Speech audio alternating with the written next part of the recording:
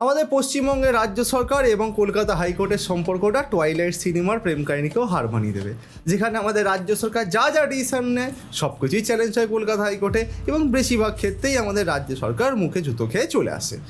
যেমন ধরতে পারেন এসএসসি কাণ্ডে যেমন 2 নম্বরইভাবে চাকরি দিয়ে লোকেদেরকে রাখতে চেয়েছিল, সেটাতে মুখে জুতো খেয়েছে।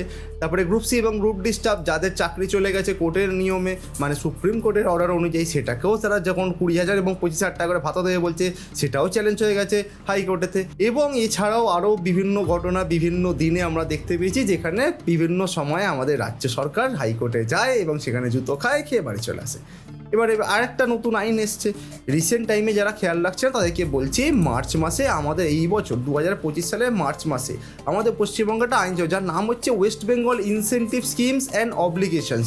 এই আইনটা ছিল, এই আইনটার মাধ্যমে বিভিন্ন কোম্পানিকে সরকারের তরফ থেকে হেল্প করা হতো, ইনসেন্টিভাইজ করা হতো, যাতে তারা বিজনেসটা আরও চালাতে পারে, যাতে এমপ্লয়মেন্ট আরও বাড়তে পারে, যাতে কোম্পানিরা আরও বেশি করে কাজ করতে আসে এবং নতুন কোম্পানিদের যাতে সেখানে টানা যায়। এবং এই যে আইনটা ছিল, এই আইনে 2021 সালে একটা স্কিম আনা হয়, যেটা হচ্ছে West Bengal incentive scheme 2021 tourism sector, যেখানে বলা হয় যে ট্যুরিজম সেক্টরে যাদেরকে ফাইন্যান্সিয়াল অ্যাসিস্ট্যান্স দেওয়া হবে, যারা নিজেরা ব্যবসা চালাচ্ছে, যারা সেলফ এমপ্লয়েডভাবে বাচ্চা ইয়াং ছেলেমেয়েরা বিজনেস করতে চাইছে ট্যুরিজমে, তাদেরকে হেল্প করবে গভর্নমেন্ট।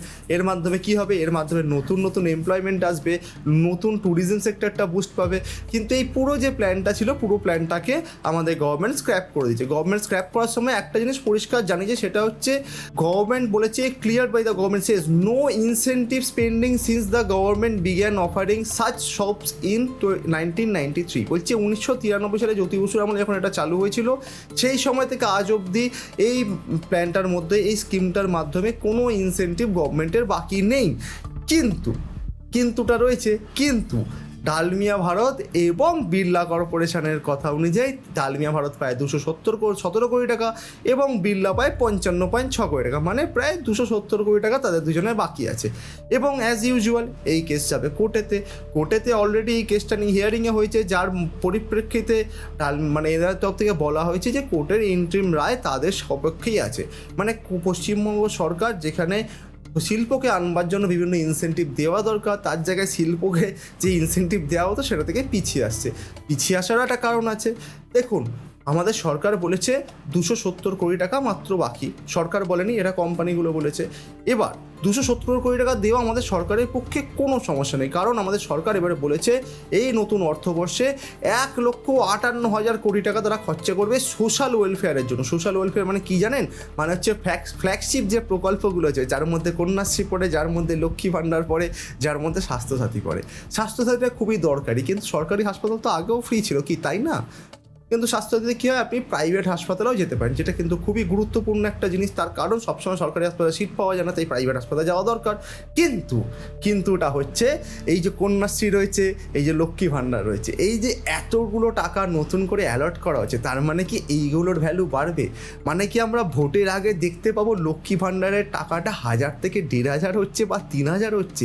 যদি সেটা হয়, তাহলে কি সেটা ভোটে কোনো রকম এফেক্ট ফেলবে? তৃণমূলের ভোট বাক্স কি সেটা বাড়াতে পারবে? এখনও পর্যন্ত সরকারের তরফ থেকে এই ব্যাপারটাতে কিচ্ছু বলা হয়নি। চিফ সেক্রেটারির আন্ডারে একটা কমিটি তৈরি করা হয়েছে, যেই কমিটি এই পুরো জিনিসটাকে দেখছে, কীভাবে এটাকে ইমপ্লিমেন্ট করা হবে, কীভাবে এটার মাধ্যমে যারা আছে তাদেরকে নতুন জায়গাতে স্থানান্তরিত করা হবে, বা এই স্কিমটা বন্ধ করার পর কার কী সেটেলমেন্ট হবে না হবে, সেগুলো সব দেখা হচ্ছে। কিন্তু একটা জিনিস খুবই পরিষ্কার, পশ্চিমবঙ্গে কিন্তু একটা জিনিস শুরু হয়েছে, সেটা হচ্ছে ভোটের রাজনীতি অলরেডি স্টার্টেড। আপনি হয়তো বুঝতে পারছেন না, কিন্তু পরিষ্কার হয়ে যাচ্ছে দিনে আলোর মধ্যে। সেটা হচ্ছে গভর্নমেন্টের বিভিন্ন ওয়েলফেয়ার স্কিমে টাকা বাড়াচ্ছে, গভর্নমেন্ট বিভিন্ন জায়গায় ইনভেস্ট করছে, যেখান থেকে সাধারণ মানুষের সাথে গভর্নমেন্টের কানেকশানটা বাড়বে, যাতে ভোটের সময় কিন্তু ভোট বাক্সে ডিরেক্ট এফেক্ট করবে। এবার আপনি বলতে পারেন এটা ভোটের রাজনীতি, কেউ বলতে পারে এটা পয়সা দেওয়ার রাজনীতি, কেউ বলতে পারে এটা পয়সা দিয়ে ভোট কেনার রাজনীতি। কিন্তু সোজা কথা হচ্ছে, সাধারণ মানুষকে টাকা দিতে হচ্ছে, তার কারণ সাধারণ মানুষের ইনকাম কমছে। আর একটা কথা, আগের দিন আমি একটা ভিডিও বানিয়েছিলাম, সেটা হচ্ছে স্মার্ট মিটার নিয়ে। সেখানে আমাকে অনেকেই বলেছিলেন আমি চটি চাটা, অনেকেই বলেছিলেন আমি অন্ধভক্ত। আমার কাছে কথা হচ্ছে, ভিডিওটা যদি পুরো দেখো, তাহলে তো আমাকে চটি চাটা অন্ধভক্ত কিছুই বলতে পারবে না। তাহলে কি আমাকে বলবে ফাঁকা ফ্ল্যাটের দেওয়ালে লেলিন ঝুলছে, নাকি আমাকে বলবে ইটালিয়ান প্রধানমন্ত্রী? সব কোশ্চেনটা আপনাদের কাছে রাখলাম, তোমাদের কাছে রাখলাম, যেটা তোমাদের মনে হবে তোমরা সেটা উত্তর দিও। আমি এখানে ভিডিওগুলো বানাচ্ছি। আর হ্যাঁ, যে কথাটা ফার্স্টে বললাম, এই জিনিসটা কিন্তু পাবলিশ হয়েছে দ্য টেলিগ্রাফে যথেষ্ট একটা বড় ধরনের রেপুটেশন রয়েছে ভালো ভালো খবর পাবলিশ করার এবং ফ্যাকচুয়াল খবর পাবলিশ করার।